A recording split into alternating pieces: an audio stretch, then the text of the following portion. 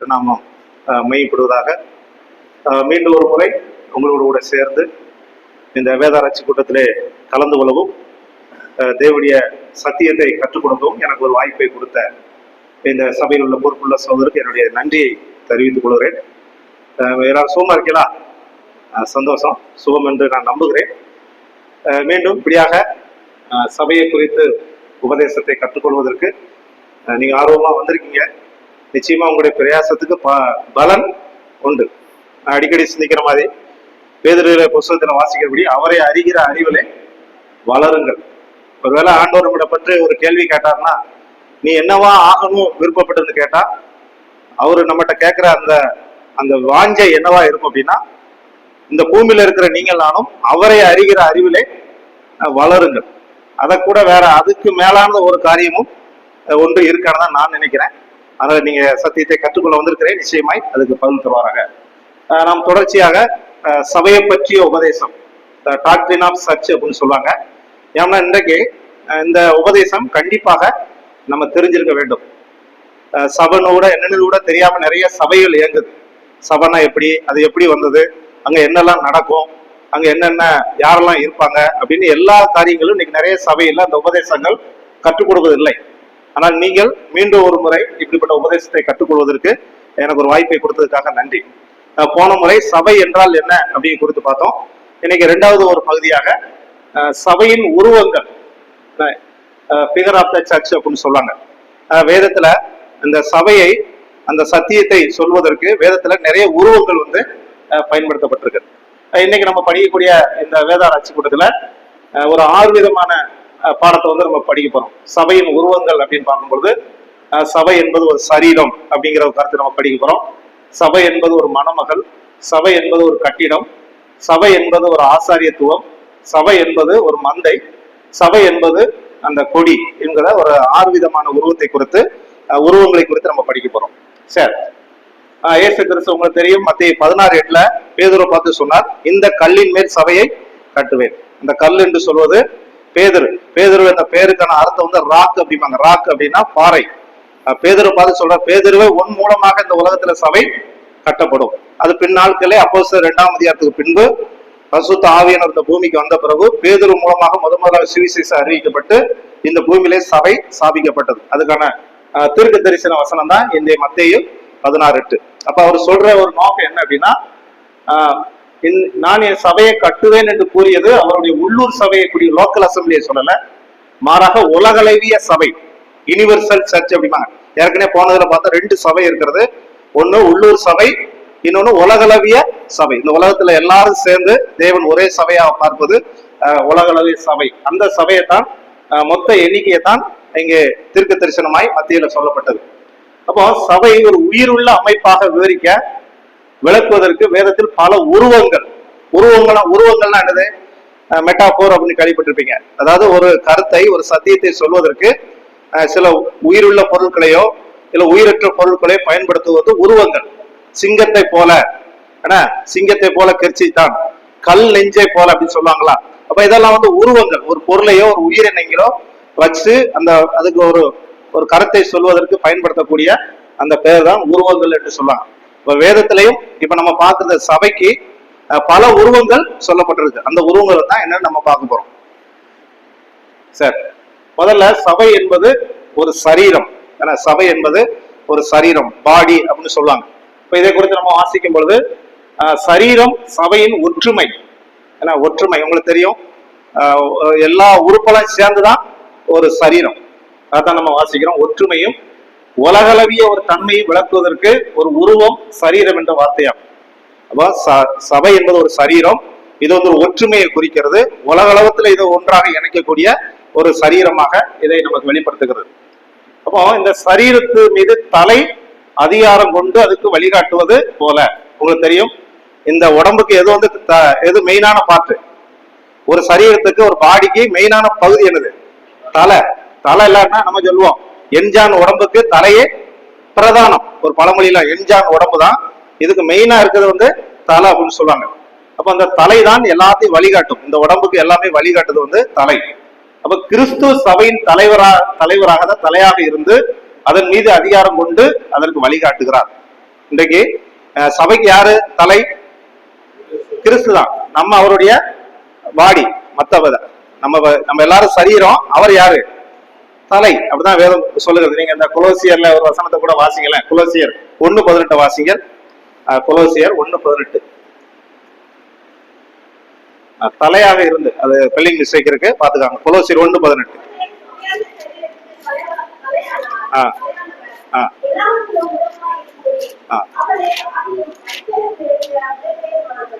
அவரே சபையாகிய சரீரத்துக்கு தலையானவர். என்ன? தலைவர் இல்ல, தலை. சரி, அப்ப இதை குறித்து நம்ம எபேசியர் 1:20 அதே அப்படிதான். எல்லாவற்றுக்கும் மேலாக, இதெல்லாம் அது வேத வசன ஆதாரம், உங்களுக்கு வாட்ஸ்அப்ல அனுப்பியிருக்கோம், நீங்க வீட்டுல போய் படிச்சுக்காங்க. சரீரத்தை பற்றி இந்த ஓமையானது திருச்சபை உள்ள அனைத்து விசுவாசிகளின் ஒற்றுமையை வலியுறுத்துகிறது. இந்த உலகத்தில் இருக்கிற எல்லா விசுவாசிகளையும் ஒரு யூனிட்டி, இந்த ஒற்றுமையை குறிக்கிறதா இந்த சரீரத்தை நமக்கு ஒரு காமிக்கக்கூடிய ஒரு சத்தியம். அப்ப அதுல என்ன சத்தியம் அப்படின்னா, திருச்சபையானது யூதர்களையும் புறஜாதிகளையும் ஒரே சரீரமாக ஒப்புரவாக்குறது. இப்போ தேவனுடைய பார்வையில யூதர்கள் வேற, புறஜாதிகள் வேற கிடையாது. இப்ப தேவன் எல்லாமே எப்படியா மாத்திட்டார்? ஒரே சரீரமாக மாத்திட்டார். யூதர்கள் வேற கிடையாது, இல்ல புறஜாதிகள் அப்படிலாம் கிடையாது. தேவன் என்னைக்கு சிலுவையில மரித்தாரோ அந்த வேறுபாட்டை அவர் அகற்றி விட்டார். அப்போ திருச்சபையானது யூதர்களையும் புறஜாதிகளும் ஒரே சரீரமாக ஒப்புரவாக்கியது என்று இந்த வேதத்துல நம்ம பார்க்கிறோம். எந்த வேறுபாடும் கிடையாது. முன்ன மாதிரி அந்த பழைய இதுல நம்ம பார்க்கிற மாதிரி யூதர்கள் புறஜாதி அப்படிங்கிற ஒரு பாகுபாடு இருந்தது. இப்ப தேவன் எந்த வேறுபாடையும் அவர் பார்ப்பதில்லை. அவர்கள் கிறிஸ்துவுக்குள் ஒன்றாய் இருக்கிறார்கள். அந்த ஒரே ஆவினாலே நாம் எல்லாரும் தாகம் தீர்க்கப்பட்டோம் அப்படின்னு 1 கொரிந்தியர் 12:13 வாசிக்கிறோம். இயேசு கிறிஸ்துவினாலே நம்ம எல்லாருமே ஒன்றாக இணைக்கப்பட்டோம் என்பதை அந்த வசனம் சொல்லுகிறது. மேலும் திருச்சபை முதிர்ச்சி அடைந்து கிறிஸ்துவுக்குள் ஒரே சரீரமாக கட்டப்பட வேண்டும் என்பதற்காக கிறிஸ்து அதற்கு திறமையான தலைவர்களை கொடுத்து அதை போஷிக்கிறார். சுருக்கமா சொல்லணும்னா, இந்த சரீரம், அதாவது இந்த சபையை வளருவதற்கு, மெச்சூரிட்டி அடைவதற்கு தேவன் என்ன செய்யறார் என்றால், அங்க என்ன வாசிக்கிறோம்? கிறிஸ்து அதற்கு திறமையான தலைவர்களை கொடுத்த ஒரு வசனத்தை வாசிக்கல இருக்கு. எபேசியர் 4:12 வாசிங்க.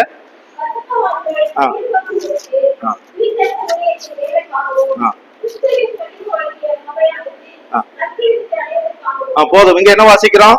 கிறிஸ்துவின் சரீரமான சபையானது பக்தி விருத்தி அடைவதற்கு தேவன் சில ஆவிக்குரிய தலைவர்கள், ஸ்பிரிச்சுவல் லீடர், அங்க நம்ம அதுல வாசிக்கிறோம். அந்த 13, 14, 15, 16 வரை அது சொல்லப்பட்டிருக்கு. அதுல அப்போஸ்தலர் இருக்கிற தலைவர் கிடையாது, தீர்க்கதரிசி கிடையாது, அது கீழே உள்ளதான் சொல்லப்பட்டிருக்கு. சுவிசேஷர்கள், மேய்ப்பர்கள், போதகர்கள், இவங்களை வச்சு என்ன செய்யறாருன்னா, இன்றைக்கு தேவன் என்ன செய்யறாரு? இந்த சபை, அந்த சரீரமாகி அந்த சபையை அவர் வளர்க்கறதுக்கு என்ன செய்யறார்? சில மனிதர்களை அவர் ஏற்படுத்தி வச்சிருக்கிறார். அது பின்னாடி நம்ம அதை குறித்து பார்ப்போம், இந்த சபையில யாரெல்லாம் இருப்பாங்க. சரி, அதே போல கர்த்தருடைய பந்தியில் பங்கு பெறுவது கிறிஸ்துவின் சரீரமாகிய திருச்சபையின் ஒற்றுமையை விளக்குறது. எங்களுக்கு தெரியும் 1 கொரிந்தியர் 10:16 வாசிங்களேன். 1 கொரிந்தியர் 10:16 இதே சம்பந்தமான வசனம் தான்.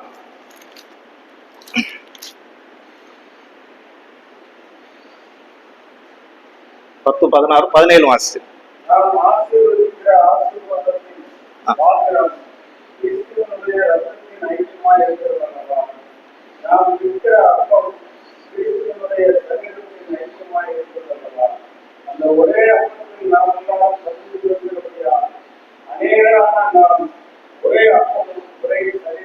அங்க வாசிக்கிறோம், ஒரே அப்பம் ஒரே சரீரம்.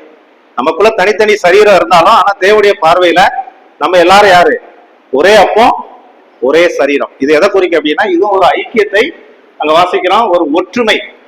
நான் அடிக்கடி சொல்லுவேன், நான் இப்பவும் ஞாயிற்றுக்கிழமை இந்த அப்பமும் பாத்திரமும் எதை காட்டுது அப்படின்னா, ஒரு ஒற்றுமை, ஒரு ஐக்கியத்தை காட்டுகிறது. அது வெறும் பாடுமரணத்தை மட்டும் நினைவுறக்கூடிய ஒரு செயல் அல்ல. இந்த மேஜ மேல ஞாயிற்றுக்கிழமை நம்ம அப்பம் பாத்திரம் வைக்கிறோம், அதை எதை நமக்கு வெளிப்படுத்துகிறதுனா, நம்ம எல்லாரும் எப்படி இருக்கணுமா? ஒரு ஐக்கியத்தின் செயல் தான் ஆராதனை. நல்லா புரிஞ்சுக்காங்க. ஞாயிற்றுக்கிழமை அப்பம் விட்டு ஆராதிக்குது ஒரு ஐக்கியத்தின் செயல். அதையும் காட்ட, அதான் அங்க வேதம் சொல்லுது, ஒரே அப்பம் ஒரே சரி இருந்தது, எல்லாரும் சேர்ந்து ஒரு ஐக்கியத்தை காட்டக்கூடிய ஒரு நாள் தான் அதை நமக்கு அதை நாம் கற்றுக்கொள்ள வேண்டும். சரி, இது இந்த சரீரத்தை குறித்து ஒரு சின்ன அதுல ஒரு செய்தி. என்ன செய்தி அப்படின்னா, கிறிஸ்துவின் தற்கால ஊழியம். இன்னைக்கு இயேசு கிறிஸ்து பிரசன்ட் மினிஸ்ட்ரி, இன்னைக்கு அவர் என்ன ஊழியம் செஞ்சுக்கிட்டு இருக்காரு அப்படின்னா, சரீரத்தை உருவாக்குறார். சரீரம்னா என்னது? சபையாகிய சரீரத்தை அவர் உருவாக்கி. சபையை உருவாக்குறது யாரு? கிறிஸ்து என்ன செய்யறாரு? சபையை உருவாக்குறார். உங்களுக்கு தெரியும், 1 கொரிந்தியர் 12:13 வாசிக்கிறோம். பரிசுத்த ஆவியானவர் அதை கிரியை செஞ்சு கிறிஸ்துவுக்குள்ளாக அந்த சபையை அவர் உருவாக்குறார். இது இன்னைக்கு கிறிஸ்துவனுடைய ஒரு ஊழியம். ரெண்டாவது அவர் என்ன செய்யறாருன்னா சரீரத்துக்கு வழிகாட்டுகிறார். அதாவது சபையை என்ன செய்யறாருன்னா அவர் கைடன்ஸ் பண்ணுகிறார். சபையை யார் வழிநடத்தி கொண்டு போறார் அப்படின்னா கிறிஸ்து இந்த சரீரமான அந்த சபையை அவர் வழிகாட்டுகிறார் என்பதை நம்ம வாசிக்கிறோம். அடுத்து 3வது என்னன்னு பாத்தீங்கன்னா சரீரத்துக்கு போஷாக்கு, அதாவது நல்ல ஆகாரம். ஒரு சபையாகி அந்த சரீரத்துக்கு இப்ப நமக்கு எப்படி ஊட்டச்சத்து தேவையோ, ஒரு மனிதனுக்கு மில்க்கு இந்த மாதிரி வெஜிடபிள்னால நம்ம சாப்பிடுறோமோ, அதே போல சபைக்கு சரியான போஜனம், அதாவது ஒரு அதை போஷாக்குன்னு சொல்லுவாங்களா, ஊட்டச்சத்து, அதை நம்முடைய வார்த்தை மூலமா எழுச்சுறாரு இயேசு கிறிஸ்து. அந்த சத்தியத்தை அவர் கொடுத்து கொண்டு வருகிறார். அதே போல இந்த சரீரமாகி அந்த சபையை அவர் சுத்திகரிக்கிறார். எதை வச்சு சுத்திகரிக்கிறாரு? வேத வசனமாகிய தண்ணீரை கொண்டு அங்க சுத்திகரிக்கிறதை கொடுத்து வாசிக்கிறோம்.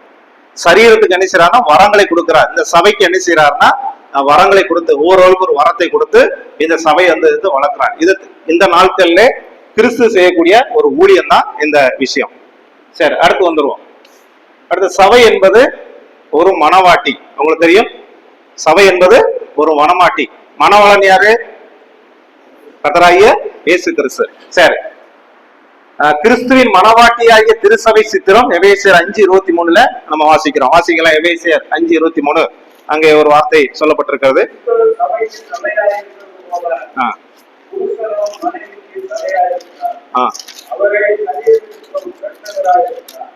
25 வாசிச்சிருங்க. அதுல 25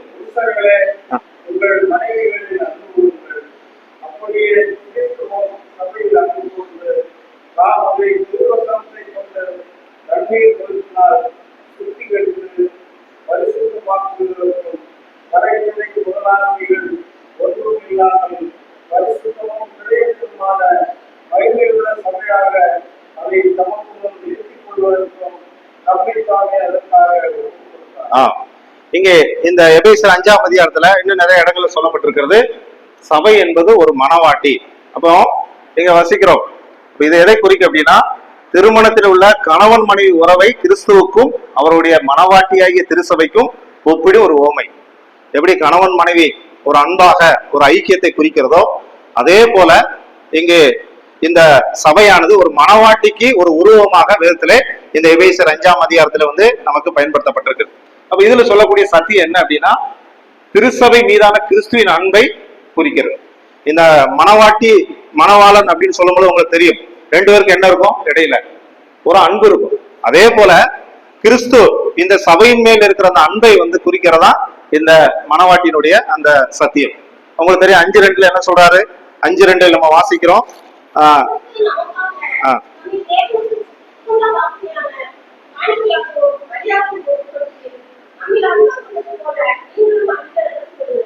அதாவது ஒரு கணவன் மனைவி எப்படி அன்பை கொடுக்கிறாங்களோ அதே போல இயேசு கிறிஸ்து இந்த மணவாட்டியாகிய இந்த சபைக்கு என்ன செஞ்சாரு? தன் ஜீவனையே கொடுத்து தன்னுடைய அன்பை என்ன செஞ்சார்? வெளிப்படுத்தினார் என்பதை நீங்க சொல்லக்கூடியதான். அப்போ சுருக்கமா மணவாட்டி அப்படின்னு சொல்லும் பொழுது கிறிஸ்துவின் அன்பை குறிக்கிறது கூடியதான் இந்த இதுல சொல்லப்பட்டுள்ள ஒரு சத்தியம். அது மட்டுமல்ல, இந்த ஓமின் 2வது ஒரு முக்கியம், இந்த மணவாட்டி அப்படின்னு சொல்லக்கூடியது 2வது ஒரு சத்தியம் என்ன அப்படின்னா மணமகளின் மேன்மையான ஒரு நிலையாகும். மணமகளுக்கு இந்த திருமணம் அப்படின்னு சொல்லும் பொழுது அவளுக்கு ஒரு மேன்மையான ஒரு பொசிஷன், ஒரு நிலைய இந்த மணவாட்டி சொல்லுகிறது. என்ன நிலை அப்படின்னா கிழக்கிந்திய திருமண வழக்கத்தில் உள்ளது போல, அதாவது அந்த நாட்கள்ல மற்ற வெளிநாடுகள்ல கிழக்கிந்திய நாடு அப்படின்னு சொல்லுவாங்களா, அந்த நாட்டுல ஒரு திருமண வழக்கம் இருக்கும். என்ன வழக்கம் அப்படின்னா திருமண நிச்சயதார்த்தத்தின் போது மணமகள் தன் கணவனுடன் எதிர்காலத்தில் ஆசீர்வாதம் கிடைக்கும் என்ற வாக்குறுதியை பெறுகிறாள். அதாவது அந்த பெண்ணுக்கு நிச்சயார்த்தம் பண்ணிட்டா அந்த பெண்ணுக்கு என்ன கிடைக்க போகுது? பெரிய ஒரு எதிர்காலம், ஒரு ஆசீர்வாதம் கிடைக்க போகுது என்பதை அந்த நாட்டுல உள்ள ஒரு வழக்கம். அதே போலதான் இது உண்மைதான். இதை அடுத்து நான் உங்களுக்கு சொல்றேன். நிச்சயார்த்தம் பண்ணோம்னா அந்த மணமகளுக்கு ஒரு பெரிய ஒரு ஆசீர்வாதம் இருக்கு என்பதை அதை சொல்லுகிறது. அப்ப இது எதை குறிக்கும் அப்படின்னா அதே போல இன்றைய திருச்சபையும் மணமுடிக்க நிச்சயிக்கப்பட்ட மணமகளாக, உங்களுக்கு தெரியும் நம்முடைய சபையும் அதே போலதான். இன்றைக்கு சபை மணமுடிக்க நிச்சயிக்கப்பட்ட ஒரு மணமகளா தான் இருக்கிறது. தன் கணவன் மகிமையிலிருந்து திரும்புவதற்காக காத்திருக்கிறது போல. உதாரணத்துக்கு என்கேஜ் முடிஞ்ச உடனே என்ன நடக்கும்? கணவன் வந்து தன்னுடைய மனைவி என்ன செஞ்சுவான்? கூட்டி கொண்டு போவார்கள். நிச்சயார்த்தம் முடிஞ்ச உடனே ஒரு திருமணம் ஒரு டேட் பிக்ஸ் பண்ணுவாங்க. உடனே கணவன் வந்து யாரை எடுத்து கூட்டிட்டு கொண்டு போவாரு? தன்னுடைய மனைவியை கூட்டி கொண்டு போவார். அதேதான் இங்க அங்க வாசிக்கிறோம், தன் கணவன் மகிமையிலிருந்து திரும்புவதற்காக காத்திருக்கிறது போல. இதே சத்தியம் தான் நம்ம இங்க வாசிக்கிறோம். கிழக்கத்திய திருமண சட்டத்தில் இரண்டாவது ஒரு முக்கிய காரியம் என்ன அப்படின்னா, கணவன் தன் மணமகளை தன்னுடன் அழைத்து செல்ல வருவான். எப்படி ஒரு நிச்சயார்த்தம் பண்ண முடிஞ்ச உடனே அந்த கணவன் தன்னுடைய மனைவியை அழைக்கிறதுக்கு வருவானோ, அதே போல சபையை, மணவாட்டியாகிய சபையை இயேசு கிறிஸ்து அழைக்க வருவார் என்பக்கூடிய சொல்லக்கூடிய இந்த சத்தியம் தான் அந்த மணவாட்டியினுடைய அந்த காரியத்தை நம்ம வாசிக்கிறோம். இதே போன்ற உருவத்தில் திருச்சபை கிறிஸ்துவின் வருகைக்காக காத்திருக்கிறது. உங்களுக்கு தெரியும், இந்த மணவாட்டி சபை இயேசு கிறிஸ்துங்கிற அந்த மணவாளன் வருவதற்கு என்ன செய்து காத்து கொண்டு இருக்கிறது. இப்பெல்லாம் நிச்சயார்த்தம் முடிஞ்ச மாதிரி தான் நம்ம எல்லாரும் சபைக்கு முன்னாடி இருக்க ஒரு நாள் என்ன செய்வாரு? ஆண்டவர் வந்து இந்த சபையை எடுத்துக்கொள்வதற்கு அவர் வருவார் என்பதை இந்த சத்தியம் வந்து நமக்கு சொல்லுவது. யோவான்ல 14 வாசிக்கிறோம், என் பிதாவின் வீட்டில் அநேக வாசஸ்தலங்கள் உண்டு. நான் அதெல்லாம் முடிச்ச பிறகு நான் நிச்சயமா வந்து என்ன செய்வேன்? நான் அவங்களை நான் அழைத்துக் கொள்வேன். அந்த வசனத்தை வாசிக்கிறேன் கேளுங்களேன். 14 நம்ம வாசிக்கிறோம். அருமையான ஒரு வசனம். என் பிதாவின் வீட்டில் அநேக வாசஸ்தலங்கள் உண்டு, அப்படி இல்லாதிருந்தால் நான் உங்களுக்கு சொல்லியிருப்பேன். ஒரு ஸ்தலத்தை உங்களுக்காக ஆயத்தம் பண்ண போகிறேன். நான் போய் உங்களுக்கு ஒரு ஸ்தலத்தை ஆயத்தம் பண்ணின பின்பு நான் இருக்கிற இடத்துல நீங்களும் இருக்கும்படி நான் மறுபடியும் வந்து உங்களை என்னிடத்தில் சேர்த்துக் கொள்வேன். தேவன் நம்ம கொடுத்த இயேசு கிறிஸ்து கொடுத்த ஒரு வாக்குறுதி, ஒரு பிராமிஸ். சீக்கிரம் வந்து இந்த சபையை வந்து என்ன செய்வாரு? அவர் அழைச்சு கொண்டு போவார். அதைத்தான் இந்த மணவாட்டி சொல்லக்கூடிய ஒரு காரியம். சரி, தசனோய்களே நம்ம வாசிக்கிறோம், மத்திய ஆயத்துல வருவாரு. ஏன்னா அப்படித்தானே வாசிக்கிறோம். இது அருமையான அதே 4:14 அதுதான் சொல்லுகிறது. அப்பொழுது கிறிஸ்துவுக்குள் மரித்தவர்கள் முதலாவது, பின்பு நாம் என்ன செய்வோம்? மறுரூபம் மாக்கப்படுவோம். அப்போ இந்த மணவாட்டி சொல்லக்கூடிய சத்தியம் என்னன்னா, இங்க நிச்சயார்த்தம் முடிஞ்ச உடனே ஒரு கணவன் எப்படி ஒரு மனைவியை கூட்டி கொண்டு போகிறானோ, அதே போல இந்த மணவாட்டி அந்த சபையை மணவாளனை இயேசு கிறிஸ்து வந்து அழைத்து கொண்டு போவார் என்பதை சொல்லக்கூடிய சத்தியம் தான் இந்த மணவாட்டி சபை என்பது, மணவாட்டி என்பதை நம்ம பார்க்கிறோம். அது மட்டும் இல்ல, அந்த கிழக்கிந்திய திருமணத்துல இன்னொரு விஷயம் என்னன்னா, திருமண விருந்து. இப்ப கல்யாணம் முடிஞ்ச உடனே என்ன நடக்கும்? என்ன நடக்கும்? விருந்து. என்ன? சாப்பாடு, பிரியாணி நம்ம போடுற மாதிரி அங்க விருந்து. அப்ப நீங்க எல்லாம் புரிஞ்சுக்கீங்கன்னா, திருமணம் முடிஞ்ச உடனே அங்க ஒரு விருந்து தொடரும். கல்யாணம் முடிஞ்ச உடனே விருந்து. அதே போல திருச்சபையும் மணமகளாய கணவனின் வருகைக்காக இருக்கிறதை குறித்து நம்ம வாசிக்கிறோம். நீங்க இந்த வெளிப்படுத்தல் 19 வாசிக்கல, இதே சம்பந்தமான அந்த வசனம் தான். வெளிப்படுத்தல் 19 7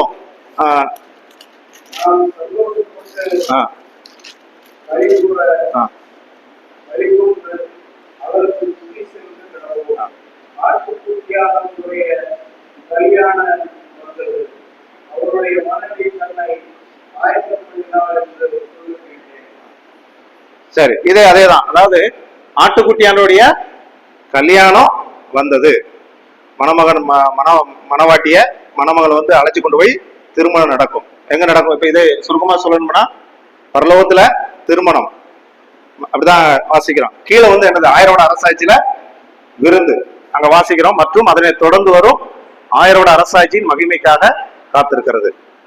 கல்யாணம், விருந்து, அந்த மணமா எடுத்துக்கொண்டு போய் திருமணம், அடுத்து என்னது? விருந்து. இதான் அங்க தொடர்ச்சியாக சொல்லப்பட்டுள்ள ஒரு விஷயம். இதை நீங்க நல்லா படிச்சீங்கன்னா இது ஒரு அருமையான ஒரு சத்தியத்தை இங்க நமக்கு சொல்லப்பட்டிருக்கு. அடுத்து, சபை என்பது ஒரு கட்டிடம். என்ன? சர்ச் இஸ் ஒரு பில்டிங். என்ன பில்டிங் அப்படின்னு பார்ப்போம். பவுல் யூதர்களையும் புறஜாதி பிரித்த சுவரை தேவன் தகர்த்ததால் அனைவரும் கிறிஸ்துவுக்குள் ஒன்றாயிருக்கிறார்கள். உங்களுக்கு தெரியும், எபேசியர் 2ஆம் அதிகாரத்துல பகையாக நின்ற சுவரை தேவன் என்ன செஞ்சாரு? அவரு தகர்த்தெறிந்தார். பாவமாகி அந்த சுவரை தகர்த்தார். இப்ப எல்லாரும் என்ன செய்யுது? அந்த சுவர் இருந்துச்சு, இப்ப சுவர்லாம் தகர்த்து ஒரே ஒன்றாக கட்டப்பட்டிருக்கிறது அப்படின்னு சொல்லுகிறார். இந்த கட்டிடத்தின் உருவம் யூதர்கள் மற்றும் புறஜாதியின் ஐக்கியமான திருச்சபையானது அப்போஸ்தலர்கள் மற்றும் தீர்க்கதரிசியின் அஸ்திவாரத்தின் மேல் கட்டப்பட்டது. அதாவது சுருக்கமா சொல்லணும்னா, பழைய நாட்கள்ல ஒரு பாவமாய் ஒரு சுவர், அந்த பக்கம் யூதர்கள், இந்த பக்கம் புறஜாதிகள் என்கிற ஒரு வேறுபாடு, பாகுபாடு இருந்தது. இன்னைக்கு அந்த சுவர் தவிர்க்கப்பட்டு இப்ப எல்லாமே என்ன இருக்குது? ஒரே கட்டிடமாக மாற்றப்பட்டிருக்கிறது அப்படின்னு சொல்லி இந்த கட்டிடத்துக்கு ஒரு உருவமாக சொல்லுகிறார் சபையை. அப்ப சுருக்கமா இந்த சபை எப்படி கட்டப்பட்டிருக்கு இந்த வாசிங்களேன். அப்போ எபேசியர் 2:20 இந்த சபை எப்படி கட்டப்பட்டிருக்கிறது என்பதை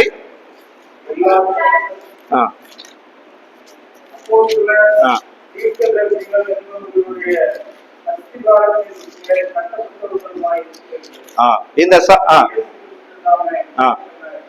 அருமையான ஒரு வசனம். இந்த சபை இந்த ஒரு கட்டிடத்துக்கு உருவமா சொல்லப்பட்டிருக்கிறது.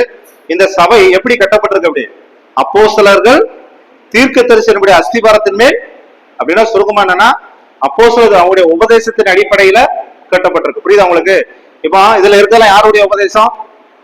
அவங்க பரிசுத்த ஆவி மூலமாய் நமக்கு எழுதி கொடுத்த உபதேசங்கள், அப்போஸ்தலர்கள் தீர்க்கதரிசிகள் அவங்க போட்ட அந்த உபதேசம், அந்த சத்தியத்தின் அடிப்படையில் தான் இந்த சபை வந்து கட்டப்பட்டிருக்கு. அதான் அங்க சொல்லுகிறார். இந்த எப்படி ஒரு கட்டிடம் கட்டதுக்கு என்ன தேவையோ அதே போல இங்கு கட்டிடத்துக்கு நிகராக சபை சொல்லப்பட்டிருக்கிறது. அப்போஸ்தலர் தீர்க்கதரிசியுடைய அஸ்திபாரத்தின் அந்த அஸ்திபாரத்தின் அடிப்படையில கட்டப்பட்டிருக்கு. அது அதுக்கு மூளைக்கல் யாரு? கிறிஸ்து. புரியுதா உங்களுக்கு? சபை கட்டினாலும் அதுக்கு மூளைக்கல் யாரு?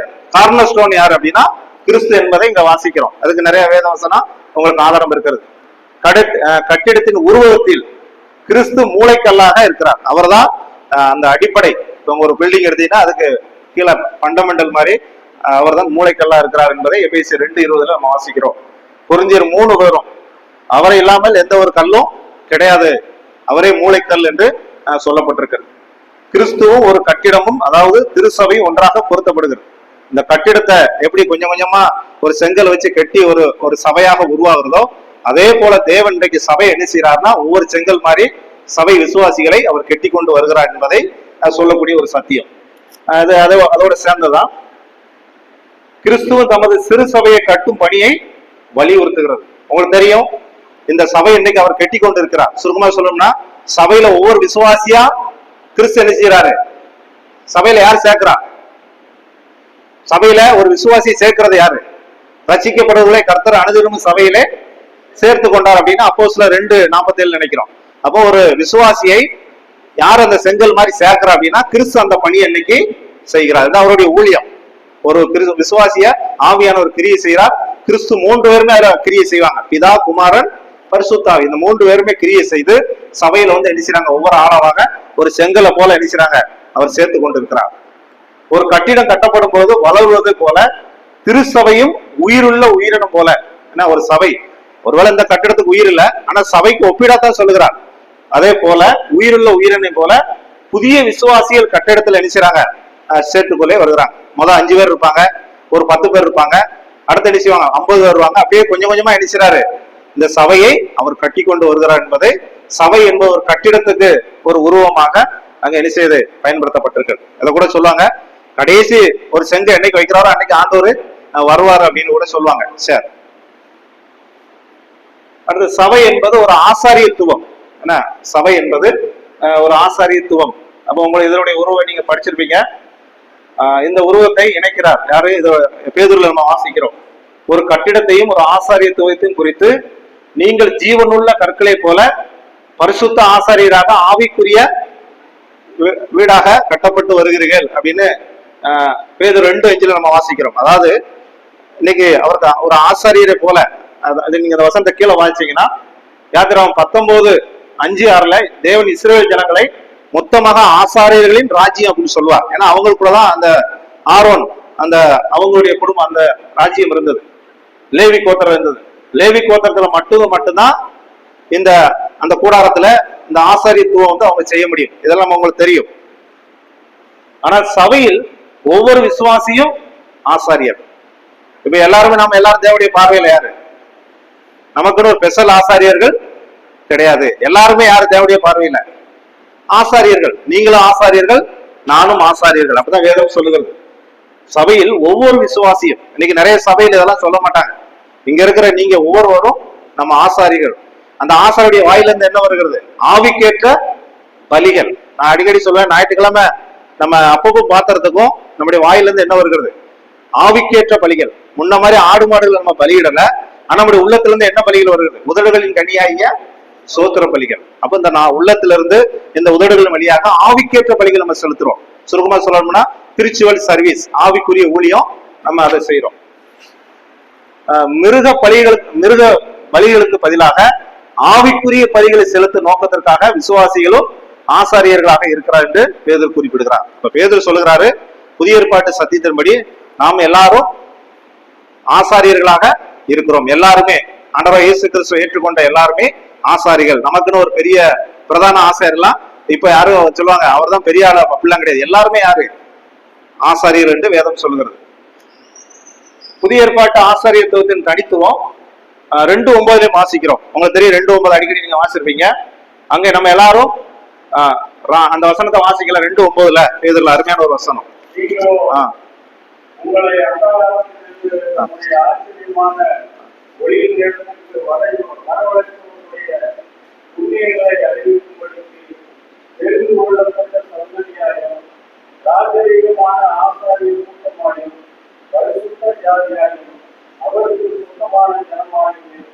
அங்க ஒரு வார்த்தை வாசிக்கிறார், ராஜரீக ஆசாரிய கூட்டம். அதான் நம்ம இப்ப சபை இருக்கிறது. நமக்குன்னு ஒரு ஸ்பெஷல் ஆசாரியர் எல்லாருமே யாரு? நம்ம நேரடியாக தேவனுக்கு என்ன செய்யறோம்? பலிகளை எடுக்கிறோம். அதான் அங்க வாசிக்கிறோம்.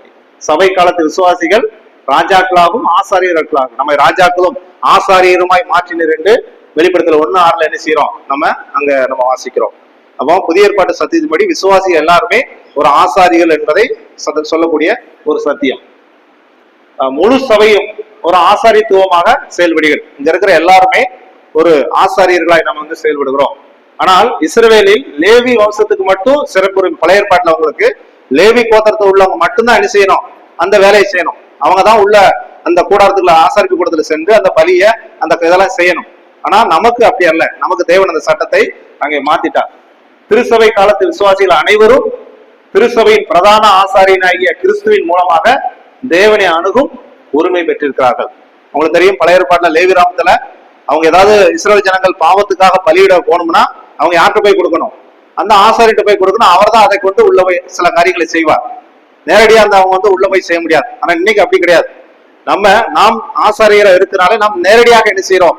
தேவன்கிட்ட போய் என்ன செய்யறோம்? நம்முடைய காரியங்களுக்காக நம்ம ஜெபிக்கிறோம். அப்போ புதிய ஏற்பாடு சத்தியத்தின்படி நாம் எல்லாரும் ஆசாரிகளா இருக்கிறோம் என்பதை நீங்க அங்க சொல்லப்பட்டிருக்கிறது. அதே போல இஸ்ரவேலில் லேவி ஆசாரியர் மூலமே மட்டுமே தேவனை அணுக முடிந்தது. அவங்க மட்டும்தான் அங்க உள்ள போய் அந்த தேவனுக்கு அந்த சுகந்த வர்க்கமிட்டு காரியங்களை செய்வார்கள். ஆனா திருச்சபை காலத்து விசுவாசிகள் அனைவரும் எந்த நேரத்திலும் தைரியமாக தேவனை அணுகலாம். எந்த நேரத்திலும் நமக்கு ஒரு மீடியேட்டர் எல்லாம் கிடையாது. அப்படிதானையா? நமக்கு யாரும் கிடையாது. ஏன்னா சில சபையெல்லாம் சொல்லுவாங்க, இவர்கிட்ட தான் போய் என்ன செய்யணும்? ஜெபம் பண்ணணும். இன்னைக்கு நிறைய பேர் அப்படி இருக்கிறாங்க. இவங்க ஜெபம் பண்ணாதான் அப்படி இருக்கிறாங்க. நீங்க நிறைய சபையில நிறைய பேர் ஏமாத்தி வச்சிருக்காங்க. இவங்கிட்ட ஜெபம் பண்ணி இவங்க தான் என்ன செய்யணுமா? யார்கிட்ட போய் ஜெபம் பண்ணணும்? அந்த ஆண்டோட்ட போய் ஜெபம் பண்ணுவாங்களா? அப்படிலாம் ஒண்ணும் கிடையாது. அதெல்லாம் நிறைய ஏமாத்துற வேலை. நம்ம எல்லாரும் ஆசாரியா இருக்கிறோம். நம்ம நேரடியா யாருக்கு என்ன எடுக்கலாம்? ஜெபத்தை. நமக்கு ஒருவருக்கு ஒரு ஜெபம் பண்ணது வேற. இப்போ இந்த சத்தியத்தை சிலர் மறைச்சிருவாங்க. எல்லாருமே நாம் ஆசாரியர் இருக்கிறோம். நம்ம எந்த நேரத்திலும் தேவனை நோக்கி என்ன செய்யலாம்? ஜெபிக்கலாம். நம்முடைய குறைகளை அவர்கிட்ட சொல்லலாம். நம்ம ஒரு காரியங்களுக்காக ஜெபிக்கலாம். அப்ப நமக்கு ஒரு மீடியேட்டர், ஒரு நடுவர், ஒரு மத்தியஸ்தர் மாதிரி யாருமே கிடையாது. சரி, இஸ்ரவேலர்கள் குறிப்பிட்ட பலிகளின் போது மட்டுமே தேவனை அணுக முடியுது. அவங்க ஒரு குறிப்பிட்ட பலியிட்டு தான் அவர்கிட்ட போய் சேர முடியும். சரி, அடுத்து சபை என்பது ஒரு மந்தை. அப்படிதான். ஏன்னா நமக்கு உங்களுக்கு தெரியும், இது ஒரு அருமையான இந்த மந்தை மேய்ப்பன் உண்மையிலே ஒரு நல்ல அருமையான ஒரு சத்தியம். இதை குறித்து நம்ம என்ன வாசிக்கிறோம்? விசுவாசிகளுக்கும் கர்த்தருக்கும் இடையிலே உறவை சித்தரிப்பதற்கு ஒரு அழகான மென்மையான உருவம். ஏன்னா அந்த ஆட்டுக்குட்டி உங்களுக்கு எல்லாம் தெரியும், ஒரு மென்மையான அழகான ஒரு உருவத்தை இங்கே நம்ம யோவான்ல நம்ம வாசிக்கிறோம். 10:16 அதை வாசிக்கல. யோவான் 10:16 வாசிங்க. 10ஆம் அதிகாரத்துல அங்க ஆரம்பிக்கு அந்த ஒரு வசனத்தை மட்டும் வாசிங்க.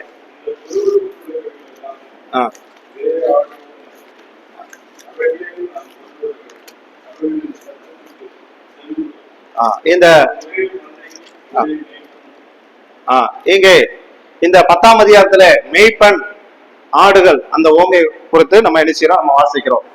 அப்ப இங்க இந்த மந்தையை குறித்து சொல்லப்பட்டுள்ள உருவம் என்ன அப்படின்னா, திருச்சபை ஒரு மந்தை என்று அழைக்கப்படுகிறது. உங்களுக்கு தெரியும், சபை என்பது ஒரு மந்தை, ஒரு ஆட்டு மந்தை அப்படின்னு நம்ம என்ன செய்யறோம்? வாசிக்கிறோம். அப்போஸ்தலர் 28, 1 பேதுரு 5:3 இதெல்லாம் இந்த வேத வசன ஆதாரங்கள். சரி, இஸ்ரவேல் மேய்ப்பனுக்கு ஆடுகளை போன்ற ஒரு உறவை கர்த்தருடன் கொண்டிருந்தது. உங்களுக்கு தெரியும், இஸ்ரவேலுடைய அவங்க வேலை வந்து ஆடு மேய்க்கும் தொழில். அவன் தேவன் அந்த அவங்களுடைய நிறைய சத்தியங்களை சொல்வதற்கு அங்கே அந்த ஆடுகளை போன்ற ஒரு உறவை கர்த்தரோட அவங்க சொல்லிருப்பாங்க. உங்களுக்கு தெரியும், சங்கீதம் 23 தாவீதினுடைய சங்கீதம், அந்த ஒரு சத்தியத்தை சொல்வதற்கு அந்த ஆடுகள், அந்த மேய்ப்பனுடைய அந்த அருமையான சங்கீதம் 23 உங்களுக்கு தெரியும். அந்த ஆடு ஓமியத்தான் அங்க காரியங்கள் சொல்லப்படுகிறது. மற்றும் ஒரு மந்தை என்று சங்கீதம் 81 எரேமியா 13 இஸ்ரவேல் ஜனங்களை பார்த்து அவங்களுக்கு சொல்லக்கூடிய ஒரு சத்தியம். ஆனால் பழைய ஏற்பாட்டில் அந்த உருவம் இஸ்ரவேலுக்கு மட்டுமே சொல்லப்பட்டது. பழைய ஏற்பாட்டுல இந்த இந்த மந்தை, இந்த உருவம் வந்து இஸ்ரவேலுக்கு மட்டுமே வரையறுக்கப்பட்டது. ஆனா புதிய ஏற்பாட்டுல அது நமக்கு என்ன செய்யுது, சபைக்கு வந்து அது சொல்லப்பட்டிருக்கிறது. சரி, இயேசு அறிவித்தார், இந்த மந்தையை சேராத யூதர்கள், அதாவது வேறு ஆடுகள். வேறு ஆடுகள்னா யாரு? புறஜாதிகள். ஆண்டவர் சொல்றாரு, இந்த மந்தையை சேராத புறஜாதிகிற ஆடுகள் எனக்கு உண்டு, அவர்களை நான் என்ன செய்யணும், என்னிடத்துல கொண்டு வரணும் அப்படின்னு சொல்லி அப்பவுமே அவர் என்ன செஞ்சிருக்கிறாரு, புறஜாதிகளும் இயேசு கிறிஸ்து விசுவாசிப்பார்கள் என்பதை அங்க அருமையான ஒரு வசனத்தை நம்ம வாசிக்கிறோம். அவர்களையும் கொண்டு வர வேண்டும், அவர்கள் என் குரலை என்ன செய்வாங்க, கேட்பார்கள். இப்ப நம்ம எல்லாரும் புறஜாதிகள், நாமும் இந்த மந்தைக்குள்ளே, இந்த சபைக்குள்ளே நம்ம என்ன செய்யறோம், கொண்டு வரப்பட்டிருக்கிறோம். மெய்ப்பன் கீழ் புறஜாதியை கொண்ட சபை ஒரே மந்தை ஆவார்கள். இப்போ எல்லாருமே சேர்ந்து அங்க 10-16 வாசிக்கலாம். அதுல 10-16 வாசிட்டோமா? வாசிச்சாச்சு. அப்போ இப்போ வந்து யூதர்கள் கிடையாது, புறஜாதி கிடையாது, எல்லாமே என்ன மந்தை, ஒரே மந்தை. இப்போ தனித்தனி மந்தையெல்லாம் கிடையாது. தேவன் எப்படி பார்க்கிறார் என்றால் எல்லாமே ஒரே மந்தையாக, யூதர்கள் புறஜாதி அப்படிங்கிற மந்தையெல்லாம் கிடையாது. தேவன் சபை என்கிற அந்த நோக்கத்திலே பார்க்கும் பொழுது ஒரே மந்தையாக தேவன் நினைக்கிறார், இந்த உலகத்திலே சபையை பார்க்கிறார். திருச்சபை ஒரு மந்தையாக இருப்பது கிறிஸ்துவ தனித்துவமானவை. அதுல ஒரு நல்ல ஒரு சத்தியம், மந்தை என்று பார்க்கும் பொழுது அவர் ஒரு தனித்துவமான ஒரு காரியம் என்ன அப்படின்னா, மேய்ப்பர் என்பது இந்த மந்தை யூதர்களின் புறஜாதியை உள்ளடக்கியது. மந்தை என்பது ரெண்டுமே சேர்த்துதான், புறஜாதி யூதர்களின் சேர்த்துதான் இந்த மந்தை என்று வேதம் சொல்லக்கூடிய ஒரு சத்தியம். அதே போல திருச்சபையின் அங்கத்தினர்கள் கிறிஸ்துவின் ஆடுகளை போல அவருக்கு உரியவர்கள். இந்த உருவம் வலியுறுத்தப்படுகிறது, ஆடுகளை போல. அப்ப உங்களுக்கு தெரியும், கிறிஸ்து வந்து யாரு, மேய்ப்பன் அப்படின்னா நம்ம யாரு, ஆடுகள். அப்படிதான் நம்ம யோவான் 10 வாசிக்கிறோம், நம்ம எல்லாம் ஆடுகள், அவர் வந்து மேய்ப்பன் அப்படின்னு அங்க நம்ம வாசிக்கிறோம். மந்தை என் ஆடுகள் அப்படின்னு சொல்லுகிறார், என் ஆடுகள் என்றும் அதை தன் கரத்தில் பாதுகாப்பாக இருக்கின்ற என்று இயேசு வலியுறுத்துகிறார். நம்ம எல்லாரும் அவருடைய ஆடுகள். அந்த ஆடுகள் யாருடைய கரத்துல இருக்குப்போம், நம்முடைய மேய்ப்பனுடைய கரத்துல பாதுகாப்பா இருக்கு. அவர் நமக்கு ஒரு மேய்ப்பா இருக்கிறான். நமக்கு ஏதாவது உங்களுக்கு தெரியும், நம்ம அந்த என் கோலும் உமது தடியும் என்னை தேற்றும் அப்படின்னா என்ன அர்த்தம், இந்த ஆடு போய் எதுக்குள்ளாத ஒரு கரடி சிங்கி அடிக்க வந்தா அவர் கையில ஒரு கோல் வச்சிருப்பார், அதை அடிக்கிறதுக்கு முள்ளுக்குள்ளே மாட்டிட்டு அந்த கொக்கி மாதிரி வச்சிருப்பார். அதெல்லாம் என்ன அர்த்தம் அப்படின்னா, அந்த ஆடுகளுக்கு பாதுகாப்பா இருக்கிறார். மேய்ப்பன் வந்து அந்த ஆடுகளை பாதுகாக்கிறார். இன்னைக்கு நீங்க எல்லாரும் ஆடுகளா இருக்கிறோம், நம்மளே அந்த மேய்ப்பன் வந்து பாதுகாத்து வச்சிருக்கிறார். அதைத்தான் அங்க வாசிக்கிறோம், நம்முடைய கரத்தில் பாதுகாப்பா இருக்கிற என்று இந்த சத்தியத்தை நமக்கு சொல்லுகிறது. மேலும் ஆடுகள் மேய்ப்பனின் குரலுக்கு பதில் அளிக்கின்றன, அப்படிதானே? அந்த மேய்ப்பு உங்களுக்கு தெரியும், ஆடு மேய்க்கிறவங்க அந்த கிராமத்தெல்லாம் சொல்லுவாங்க. எங்க ஊர்ல ஒரு அம்மா ஆடு வளர்க்குறாங்க. அந்த அந்த அந்த ஆடு மேய்க்கிற ஆளு, தாவிதுங்க வா அப்படிப்பாரு. உடனே அந்த ஆடு வந்து எரிச்சிருமா, ஓடியாந்துரும். புரியுதா உங்களுக்கு? அப்ப அந்த ஆடுக்கு யாருடைய சத்தத்தை தெரியும், மேய்ப்பனுடைய சத்தத்துக்கு தெரியும். உண்மை அதான் அவர் சொல்லுகிறார், ஆடுகள் மேய்ப்பனின் குரலுக்கு பதில் அளிக்கின்றன. உண்மையில இது உண்மை. இன்னைக்கும் நம்முடைய கிறிஸ்து சில நேரங்கள் மட்டும் பேசும் பொழுது ஆடுகளாகிய நீங்கள் அவர் சத்தத்துக்கு என்ன செய்யணும், பதில் கொடுக்கணும். அவர் கூப்பிட்டா என்ன செய்யணும், வரணும். அப்படிதான் அங்க சொல்லுகிறார், அந்த மேய்ப்பனுடைய குரலுக்கு பதில் அளிக்க. அங்க ஒரு நெருக்கம், அந்த மேய்ப்பன் அந்த ஆடுகள் ஒரு நல்ல ஒரு ஐக்கியத்தை, ஒரு நெருக்கத்தை வந்து நமக்கு சொல்லுகிறது. அதே போல மேய்ப்பன் தன் ஆடுகளை தனித்தனியாக அறிந்திருக்கார். நல்லா புரிஞ்சுக்காங்க, மேய்ப்பன் தன் ஆடுகளை ஒட்டுமொத்தமா கிடையாது. இப்ப என்னை பத்தி யாருக்கு தெரியும், நான் ஆடு அப்படின்னா என்னை பத்தி அவருக்கு தெரியும், உங்களை பத்தி தனித்தனியாக தெரியும், உங்க பேரும் யாருக்கு தெரியும், அப்படிதானே? அங்க பேரும் சொல்லப்பட்டிருக்கிறது. இதுல அந்த ஆடுடைய பேரு தெரியும். அப்படிதான் நம்ம வாசிக்கிறாங்க. நம்ம என்ன வாசிக்கிறோம், ஆடு அவன் பேர் சொல்லி கூப்பிட்டு. அப்படின்னா என்ன, ரொம்ப எல்லாம் ஸ்பெஷல். என் பேரு வந்து ஆண்டவர் தெரியும், உங்க பேரு ஒருவேளை மோடி விஜய் அவங்க பேரெல்லாம் தெரியுமான்னு எனக்கு தெரியாது. ஆனா உங்களுடைய பேர் என்னுடைய பேர் யாருக்கு தெரியும், நம்முடைய தெய்வத்துக்கு தெரியும். உண்மை அதுதான். பேர் சொல்லி கூப்பிடுகிறார். பெரிய அவங்கெல்லாம் பேர் ஆண்டவருக்கு ஒரு தெரியாது, அவங்க தேவையில்லை. ஆனா உங்களுடைய என்னுடைய தேவன் பேர் சொல்லி அழைக்கிறார். அப்பதான் சொல்லுகிறார், அந்த பேர் சொல்லி என்னுடைய பேரை அறிஞ்சிருக்கிறார். அதான் பெரிய ஒரு விசேஷம். அருமையான இதெல்லாம் நிறைய சத்தியங்கள் இருக்கு, இதுல நிறைய செய்திகள் இருக்கிறது. பேர் சொல்லி அழைத்திருக்கிறான் வேதத்துல வாசிக்கிறோம். அதே போல அவன் சத்தத்தை அது கேட்கறது. பாத்தீங்களா, அந்த படம் அதேதான். ஏன்னா அவன் பின்னாடியே என்ன செய்யறோம், இந்த ஆடு யாரு பின்னாடி போனோம், மேய்ப்பன் பின்னாடி போனோம். இன்னைக்கு நிறைய பிரச்சனை என்ன அப்படின்னா, நிறைய ஆடுகள், நிறைய விசுவாசிகள் மேய்ப்பனுடைய சத்தத்தை என்ன செய்யல, கேட்கல. அதனாலதான் இன்னைக்கு நிறைய சபையில நிறைய பிரச்சனைகள். ஒரு உண்மையான ஆடு மேய்ப்பனுடைய சத்தத்தை கேட்டா எங்க வரும், சபைக்கு வரும், அதான் உண்மை. ஆனா அந்த சத்தத்தை கேட்கறதுக்கு ஏதோ தடை இருக்கிறது. என்ன செய்யணும், அதெல்லாம் ஒரு மேய்ப்பனுடைய சத்தத்தை கேட்கணும், அவரை பின்பற்றி என்ன செய்யணும், போகணும். நான் அடிக்கடி சொல்வேன், ஒரு ஆடு மேய்ப்பனை விட்டுட்டு போனா யாருக்கு ஆபத்து, ஆட்டுக்கு ஆபத்து. எந்த நேரத்துல ஆபத்து வரலாம். எவனை பிசாசு விழுங்கலாம் என்று வகை தேடி சுற்றி திருக்கிறான். அதனால இந்த மேய்ப்பன் பின்னாடியே அந்த ஆடு போனா, உங்களுக்கு தெரியும் சங்கீதம், இந்த மேய்ப்பன் எங்க கூட்டு போவாரு, புல்லுள்ள இடங்களில். அப்படிதான் நம்ம சங்கீதம் அருமையானது, பசுமையான புல்லுள்ள இடங்களை கூட்டு போய் நல்ல தண்ணியை காட்டுவார். அவரு தெரியும் மேய்ப்பனுக்கு, மேய்ப்பனுக்கு தெரியும் எங்க புல்லு இருக்கு, எங்க நல்ல தண்ணி இருக்குன்னு. அதுதான் உண்மை. அதனால அந்த மேய்ப்பன் பின்னாடியே நம்ம போனோம் அப்படின்னா நிறைய ஆசீர்வாதம் இருக்கு. இன்னைக்கு நிறைய பேருடைய வாழ்க்கையில ஆசீர்வாத குறைபாடுக்கு என்ன அப்படின்னா, இந்த மேய்ப்பனை விட்டுட்டு தன்னுடைய சுய வழியில போறதுனால நிறைய கஷ்டங்களும் பாடுகளும் வருகிறது. ஒரு மேய்ப்பன் பின்னாடியே இந்த ஆடு போனா அவங்களுக்கு நல்ல ஒரு ஆசீர்வாதம் இருக்கு என்பதை இன்னைக்கு சபையில இருக்கிற ஆடுகளாகி நீங்கள் நானும் அதை தெரிந்து கொள்ள வேண்டும். மேய்ப்பனை ஒருபோதும் விட்டுறக்கூடாது. சரி, அடுத்த சபை என்பது ஒரு கிளை, அப்படிதானே? கிளைன்னு சொல்லணும், கொடின்னு வச்சுக்காங்க. எங்க எடுங்க, யோவான் 15, யோவான் 15 இதுல வாசிக்கிறோம். 1-2 வாசிங்க. யோவான் 15ல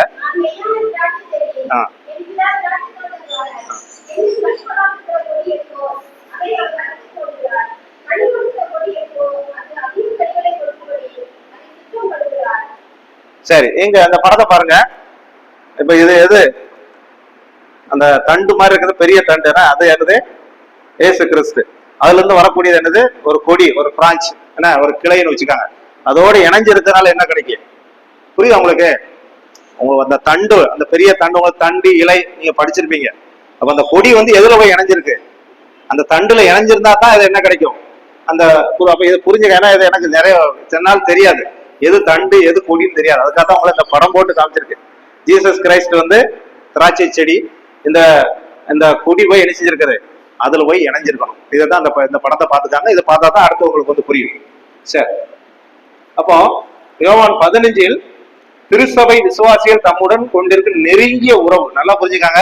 இந்த திராட்சை செடி, இந்த சத்தியம் சொல்லக்கூடியது, அது நெருங்கிய அந்த உறவு, அவரோடு நல்ல ஒரு ஐக்கியத்தை குறிக்கக்கூடிய சத்தியம் தான் இந்த சபை இந்த உருவத்தை சொல்லுகிறார்.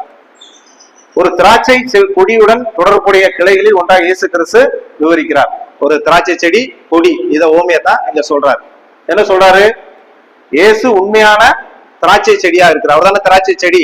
இப்ப திராட்சை செடி அப்படின்னா பிதா என்னது, திராட்சை தோட்டக்காரர், என்ன அப்படித்தானே வாசிக்கிறோம். என்ன, அவர் திராட்சை தோட்டக்காரர். அந்த விஷயத்தை நம்ம பார்க்கிறோம். அடுத்து, திருச்சபை விசுவாசிகள் திராட்சை கொடியிலிருந்து தங்கள் ஜீவனை பெறும் கிளைகளாக இருக்கிறார்கள். அந்த ஒரு பழம் தொங்குதுன்னா அந்த அந்த ஃப்ரூட்ஸ் இருக்கு பாத்துக்காங்க, திராட்சை பழம், அந்த கொடி போய் எதுல இணைஞ்சிருக்கு, அந்த மேல உள்ள தண்டுல, அந்த இதுல அதான் கிறிஸ்துவ, அதெல்லாம் இணைஞ்சிருக்கு. அப்போ அதுல போய் இணைஞ்சாதான் என்ன கிடைக்கும், நல்ல ஆகாரம் கிடைக்கும்.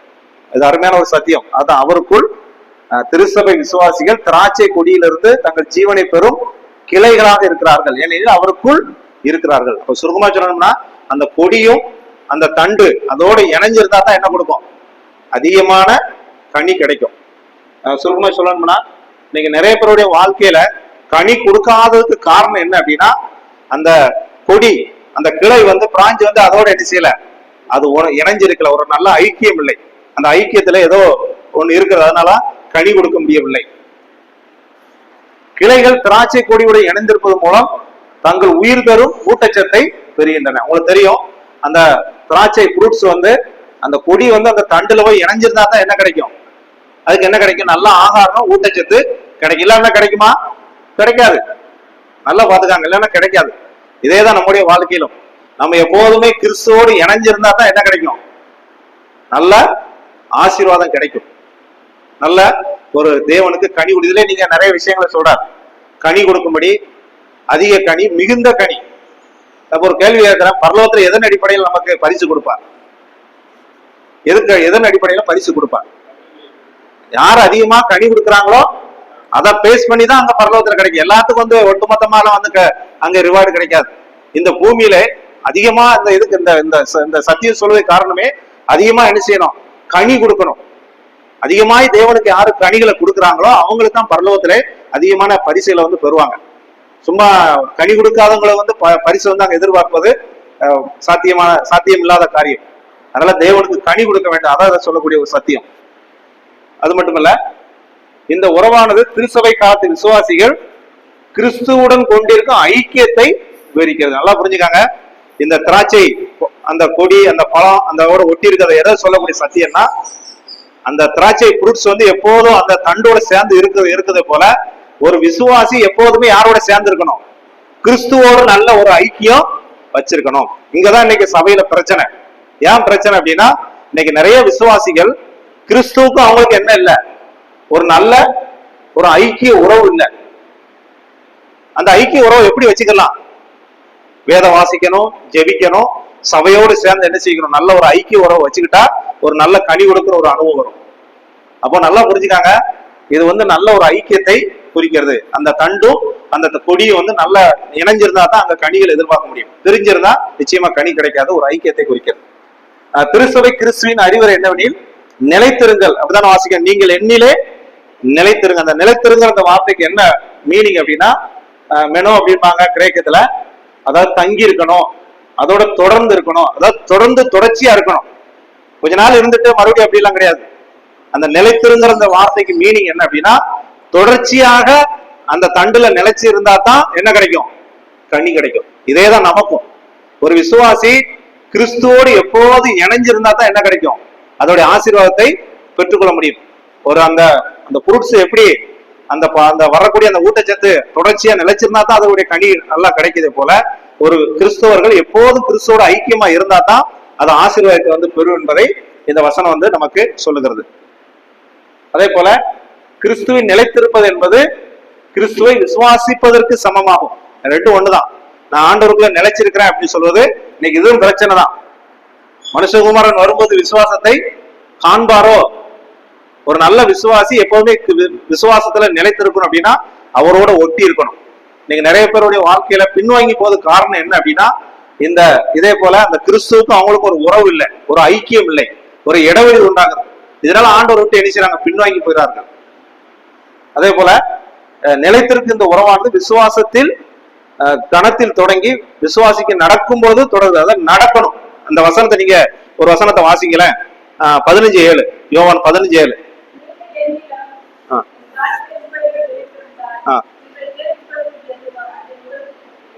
சரி, இது ஜெபத்துக்கான சரியான ஒரு பதில சொல்லுகிறார். நம்முடைய ஜெபம் கேட்கப்படணும், நம்முடைய ஜெபத்துக்கு ஆன்சர் வேணும் அப்படின்னா அதுக்கான விட இந்த வசனத்துல இருக்கு. என்ன வசனம்? நீங்கள் எண்ணிலும். யார்ல? நீங்கள் நானும் யார்ல?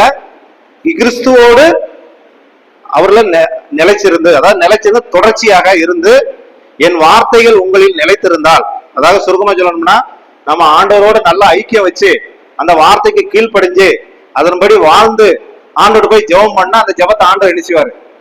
பதில் கொடுப்பார். தான் அந்த வசனத்துக்கான மீனிங். நீங்கள் நானும் கிறிஸ்துவோட நல்ல ஐக்கியம் வைத்து அந்த வார்த்தைக்கு கீழ்ப்படிந்து அவரோட நல்ல ஒரு வாழ்க்கை வாழ்ந்துட்டு ஆண்டோட போய் நம்ம கேட்டுக்கொள்வது எதுவோ அது உங்களுக்கு செய்யப்படும். ஜெபத்துக்கு பதில் வந்து இந்த வசனத்துல இருக்குது. இன்னைக்கு நிறைய பேருடைய வாழ்க்கையில ஜெபம் வந்து ஏன் கேட்கப்பட மாட்டேது அப்படின்னா, கிறிஸ்துவோட என்ன இல்லை? ஒரு ஐக்கியம் இல்லை. கிறிஸ்துவோட ஒரு வார்த்தைக்கு கீழ்ப்படியவில்லை. 1 யோவான், இதே யோவான் தான் அந்த வசனத்தை சொல்லுகிறார். என்ன சொல்றாரு? 1 யோவான்ல நம்ம வாசிக்கிறோம். இதை எழுதுனதான், நீங்க என் வார்த்தைகளை கை கொண்டா தான் உங்களுடைய கேட்டுக்கொள்ளப்படும் அப்படின்னு சொல்லுவார். 1 யோவான்ல நாங்க வாசிக்கிறோம் 22, 5:22. 1 யோவான் 5:22. அவருடைய கற்பனைகளை நாம் கை கொண்டு, 1 யோவான் 3:22. 1 யோவான் 3:22. அவருடைய கற்பனைகளை நாம் கைக்கொண்டு அவருக்கு முன்பாக பிரியமானவைகளை செய்கிறபடினால் நாம் வேண்டிக் கொள்வது எதுவோ அதை அவராலே பெற்றுக்கொள்கிறோம். அப்போ ஜெபத்துக்கான ஒரு கண்டிஷன், ஒரு நிபந்தனை என்ன அப்படின்னா, அவருடைய கற்பனைகளை என்ன செய்யணும்? கற்பனை என்னது? அவருடைய வார்த்தையை கைகொள்ளணும், அவருடைய வசனத்துக்கு கீழ்ப்படியணும், அவருக்கு முன்பாக பிரியமானவர்களை செய்யணும். அப்படி ஆண்டவரோடு நல்ல ஒரு ஐக்கியமான ஒரு வாழ்க்கையை வாழ்ந்துட்டு கீழ்ப்படிஞ்சு ஒரு விஷயத்தை போய் ஆண்டவர்கிட்ட போய் கேட்டா ஆண்டவர் நமக்கு என்ன செய்வாரு? அந்த ஜெபத்துக்கு பதில் கொடுப்பார் என்பதை இந்த வசனம் சொல்லுகிறது. அதான் இங்க நம்ம வாசிக்கிறோம். நீங்க நிலைத்திருங்கள் அப்படின்னு சொல்லும் பொழுது தொடர்ச்சியாக அந்த அந்த கொடி எப்போதும் அந்த தண்டோடு தொடர்ச்சியா நிலைச்சிருக்கணும். அப்படின்னா தான் அது ஆசீர்வாதம் பெறும். அதுதாங்க இங்க சொல்லக்கூடிய ஒரு சத்தியமா இருக்கிறது. கொடியில் கிளைகள் நிலைத்திருப்பது நோக்கம் கனி கொடுக்கணும். அது ஏன் அதுல நிலைச்சிருக்கணும் அப்படின்னா அதோட நோக்கம் என்னன்னா கனி கொடுக்கணும். இதுதான் இன்னைக்கு முக்கியம். இன்னைக்கு நிறைய பேர் சபையில இருக்காங்க, எல்லாருமா கனி கொடுக்காங்க, கனி கொடுக்கல. இன்னைக்கெல்லாம் ரொம்ப ஒரு வருத்தத்துக்குரிய ஒரு செய்தி என்ன அப்படின்னா, சபையில இன்னைக்கு ஆண்டவர் கனி கொடுக்கறதுக்கு தான் ரச்சித்து வச்சிருக்கிறாரு. ஆனா அனைவரும் என்ன கொடுக்கல? கனி இல்ல. அவர்களே அவருடைய கனினாலே அறியுங்கள்னு சொல்லுகிறார். ஏன்னா இன்னைக்கு ஆண்டவர் உண்மையிலே அவர் துக்கப்படுவார். ஒவ்வொருவருக்கும் ஒரு கனி கொடுக்கணும். இன்னைக்கு ஒரே ஒரு கேள்வி, எல்லாருமே கனி கொடுத்தா அந்த சபை எப்படி இருக்கும்?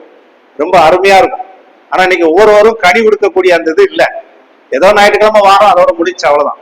ஆனால் ஒவ்வொருவரும் கிறிஸ்துவோடைய விருப்பம் என்னன்னா, நீங்கள் அவருக்கு கனி கொடுக்கணும், அதிகமான கனி. அதுல நீங்க பாத்தீங்கன்னா கனி, மிகுந்த கனி, அதிக கனின்னு சொல்லிருக்காங்க. ஏதாவது ஒரு கனியாவது என்ன செய்யுங்க. ஒருவேளை மிகுந்த கனி கொடுக்காட்டினாலும் அதிகமாக கனி கொடுங்க, இல்ல கனியாவது கொடுங்க. ஆனா நிறைய பேருடைய வாழ்க்கையில கனி கொடுக்கக்கூடிய ஒரு இதே இல்லை. இதெல்லாம் ரொம்ப வருத்தத்துக்குரிய விஷயம். அதனால நம்ம பரலோகத்துல போய் அதிகமான பரிசு வாங்கணும் அப்படின்னா அந்த பூமியில தேவனுக்காய் கனி கொடுத்தவங்க தான் அதுக்கான பிரதிபலனை அதிகமாய் எதிர்பார்க்க முடியும். கனி இல்லாத ஒரு வாழ்க்கை வாழ்ந்தோம்னா அங்க போய் வெறுங்கையா தான் பரலோகத்தில் நிற்போம் என்பதை நம்ம அறிஞ்சு கொள்ளணும். அதனால அதோடைய நோக்கம் கனி கொடுக்க வேண்டும். உங்களை என்ன ஆண்டு அந்த பூமியில ஏன் உயிரோடு வச்சிருக்கிறா அப்படின்னா தேவனுக்கு என்ன செய்யணும்? கனி கொடுக்க வேண்டும் என்பதை நம்ம புரிஞ்சுக்கணும். கனி கொடுக்காத ஒவ்வொரு கிளையும் அவர் என்ன செய்வாரு? கனி கொடுக்கும்படி உயர்த்துக்கிறார், சுத்தரிப்பார். சில நேரங்களில் சரியா கனி கொடுக்கல அப்படின்னா சில காரியங்களை அவர் செய்வார். அதெல்லாம் உங்களுக்கு சுத்திகரிப்பார்னா என்னது?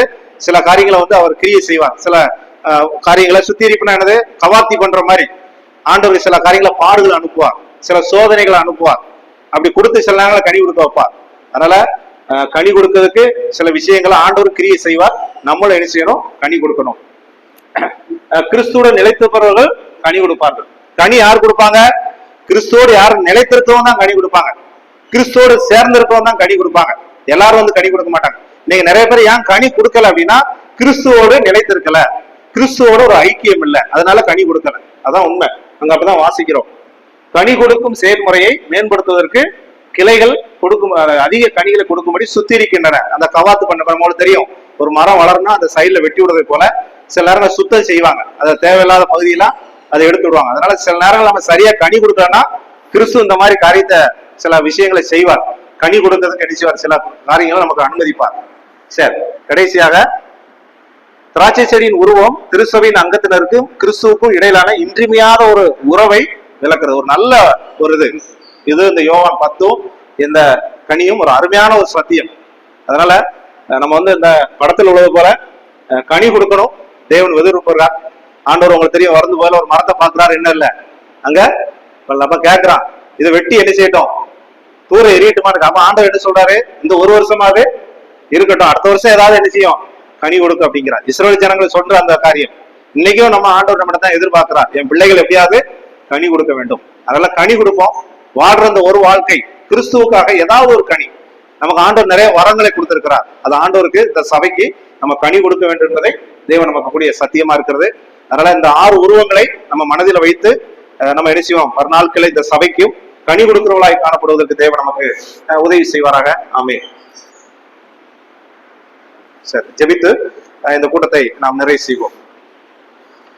நேசிக்கிற எங்கள் அன்பின் ஆண்டவரே, இந்த வேலைக்காக நம்ம துதிக்கிறோம், உமக்கு நாங்கள் நன்றி செலுத்துகிறோம். ஆண்டவரே, இந்த நாளிலும் நம்முடைய பிள்ளைகளாய் இந்த இடத்திலே நாங்கள் கூடி இந்த சபையை பற்றி உபதேசம் என்ற சத்தியத்தை கற்றுக்கொள்வதற்கு நீர் எங்களுக்கு உதவி செய்தீர், உமக்கு நன்றி. இன்றைக்கு கூட சபையின் உருவங்கள் என்ற தலைப்பிலே சில பாடங்களை நாங்கள் கற்றுக்கொண்டோம். அன்றே நம்முடைய பிள்ளைகளுக்கு இப்படிப்பட்ட ஒரு சத்தியத்தை படிக்க வேண்டும் என்ற ஒரு தாகத்தை கொடுத்து இந்த சபைக்கு ஒரு சிலராய் நீ கொண்டு வந்தீர், உமக்கு நன்றி.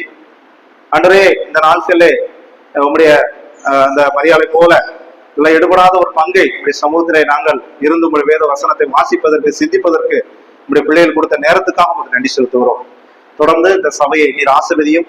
இங்கே ஆண்டவரே உங்களுடைய பிள்ளைகளை ஒரு கூட்ட ஜனமாய் இந்த இடத்துல பேர் சொல்லி அழைத்து இந்த சபையில நீர் வைத்திருக்கிறீர். ஆண்டவரே இந்த மந்தையை நீர் வைத்திருக்கிறேன். இந்த மந்தை என்ன நோக்கத்தில் இந்த இடத்துல நீ தெரிந்து கொண்டீரோ அந்த நோக்க திட்டத்தை நீர் நிறைவேற்றும். விசேஷமாய் இந்த மவுண்ட் சியின் சபையிலே உடைய ஆண்டவரே உடைய பிள்ளைகளை நினைத்து துதிக்கிறோம். குடும்பமாய் அநேகர் இருக்கிறார்கள். ஆண்டவரே அதெல்லாம் நினைத்து துதிக்கிறோம். விசேஷமாய் இங்க இருக்கிற சகோதரிகளுக்கு அவங்க சமூகத்தில் வருகிறோம். அவர்களுக்கு இன்னும் அதிகமாய் உடைய கிருபையும் உடைய இரக்கத்தையும் நீர் வழிநடத்தும். புத்தியுள்ள ஸ்திரீகளாய் குடும்பத்தை கட்டவும், அவரவர்கள் கொடுக்கப்பட்டுள்ள பங்கு ரோல் என்னவோ அதை செய்து அதை அறிந்து தேவனுக்கு கனி கொடுக்கிறவர்களாய் காணப்பட கர்த்தர் உதவி செல்லும். விசேஷமாய் சுகவீனமாய் இருப்பவர்களுக்கு தேவன் சுகம் பலன் ஆரோக்கியத்தை நீ தாரும். குடும்பங்களிலே சமாதான சந்தோஷத்தை தாரும். திருமணம் ஆகுதலுக்கு ஏற்ற ஒரு வாழ்க்கை துணையை நீர் காண்பிக்கும்படியாக நாங்கள் வேண்டிக் கொள்கிறோம். குழந்தை இல்லாதவர்களுக்கு ஒரு குழந்தை பாக்கியத்தை தந்து கர்த்தர் வழி நடத்தும். இன்னும் ஆண்டவரே இந்த பண ரீதியாக பண கஷ்டத்தில் இருக்கிறவர்களுக்கு தேவன் அவர்களுக்கு தேவையான பண சகாயங்களை கொடுத்து கர்த்தரை உதவி செய்யும்படியாக நாங்கள் வேண்டிக் கொள்கிறோம். சபையில் இருக்கிற சிறு பிள்ளைகளுக்கு வருகிறோம். சிறு பிள்ளைகளை நீ ஆசீர்வதியும். அவர்கள் சுகத்தோடு பலத்தோடு வீட்டில் இருக்க கர்த்தர் உதவி செல்லும். பெற்றோருக்கு கீழ்ப்படுகிற பிள்ளைகளாக இருக்க கர்த்தர் உதவி செல்லும். தொடர்ந்து இந்த வேலைக்காக படிக்கிற பிள்ளைகளுக்கு ஒரு உலகபரமான ஒரு வேலையை கொடுத்து கர்த்தர்களை நீ ஆசீர்வதிக்கும்படியாக நாங்கள் வேண்டிக் கொள்கிறோம். தொடர்ந்து ஆண்டவரே இந்த சபையில் இருக்கிற பொறுப்புள்ள சகோதரர்களுக்கு அவங்களுக்கு நன்றி செலுத்துகிறோம். தொடர்ந்து இந்த சபையிலே அவர்களுக்கு கொடுக்கப்பட்டுள்ள அந்த உத்தரவாதத்தை, அந்த சபையின் பொறுப்பை நிறைவேற்றுவதற்கு ஒவ்வொருவருக்கும் தேவையான ஞானம், இருதயம் எல்லாவற்றையும் தந்து நீர் வழி நடத்தும். அவர்களுக்கு இன்னும் அதிகமான அவருடைய சத்தியத்தை நீர் வெளிப்படுத்தி கர்த்தர் அவர்களுக்கு கொடுக்கப்பட்டுள்ள அந்த காரியத்தை செம்மையாய் செய்வதற்கு தேவையான எல்லா விதமான கிருபையும் நலனையும் நீர் அவர்கள் தரும்படியாக நாங்கள் வேண்டிக் கொள்கிறோம். தொடர்ந்து இந்த சபையை விட்டு பின்வாங்கி போனவர்கள் சபைக்கு மீண்டும் வருவதற்கு கர்த்தர் உதவி செல்லும். தொடர்ந்து இந்த சபையிலே எப்பமெல்லாம் இந்த சபை கூடுகிறதோ அப்பமெல்லாம் நீர் உங்களுடைய வார்த்தையை உடைய பிள்ளைகளுக்கு நீர் வெளிப்படுத்தி உங்களை நிலைத்திருப்பதற்கு, உமக்கு கனி கொடுப்பதற்கு, அப்படிப்பட்ட வார்த்தைகளாம் பிரயோஜனமாய் மாறுவதற்கு கர்த்தர் உதவி செல்லும். இந்த சபை இன்னும் அதிகமாய் வளருவதற்கு கர்த்தர் உதவி செய்யும்படியாக நாங்கள் வேண்டிக் கொள்கிறோம். கர்த்தருடைய மகிமை, கர்த்தருடைய பிரசன்னம் இந்த சபையில இருந்து உங்களுடைய பிள்ளைகளை இன்னும் அதிகமாய் உடைய கிருபைகளை நீர் தரும்படியாக நாங்கள் வேண்டிக் கொள்கிறோம். அதே போல உங்களுடைய பிள்ளைகள் எங்கு போனாலும் வந்தாலும் நீர் பாதுகாத்துக் கொள்ளும். இந்த நாட்களில் எங்களை சுற்றி அநேக ஆபத்துகள் இருக்கிறது.